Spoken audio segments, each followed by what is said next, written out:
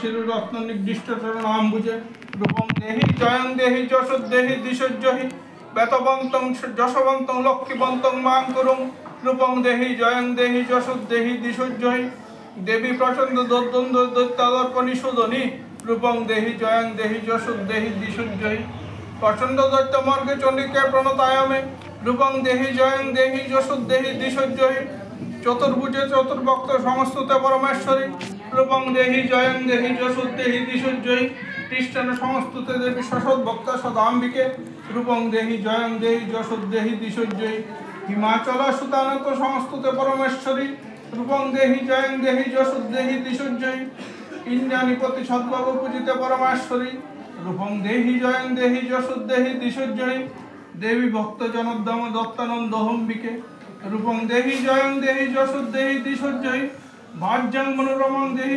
মনোবৃত্তানুসারিণী রূপং দেহি জয়ং দেহি যশোদ দেহি দিশোজ্জহি তানে নির্দুর্গ সংসদ সাকর সাচ্ছলদ্ভব রূপং দেহি জয়ং দেহি যশোদ দেহি দিশোজ্জহি ইদং সুত্তং পঠত্যত মহাত্তং পঠত্যনর সপ্তশতং সমরাব্দ গর্ভাপ্নতি দুর্লভং ইতি ওং তৎসৎ ওং ইত্য অর্গলস্তুত্তম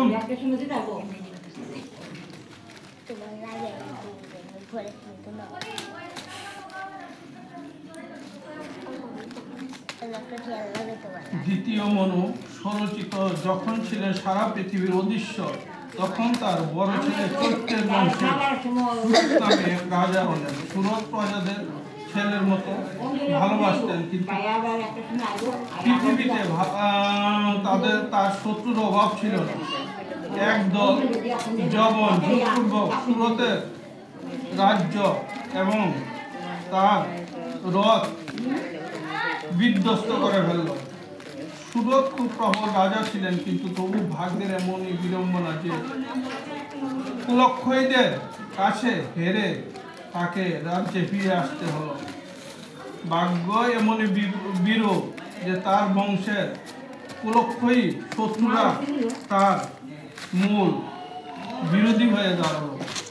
তাকে অসহায় দুর্বল জেনে তার মন্ত্রী সেনাপতি মিলে রাজকোষের সকল টাকা কড়ি লুটে নিল। তখন সৈন্যদের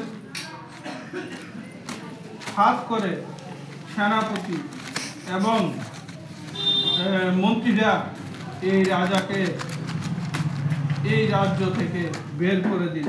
তখন রাজা সব হারিয়ে মনের দুঃখে স্বীকার করার জন্য বনে চলে গেল। বনে ঘুরে ঘুরে বেড়াতে বেড়াতে রাজা সুরত এক সুন্দর তপোবন দেখতে পেলেন।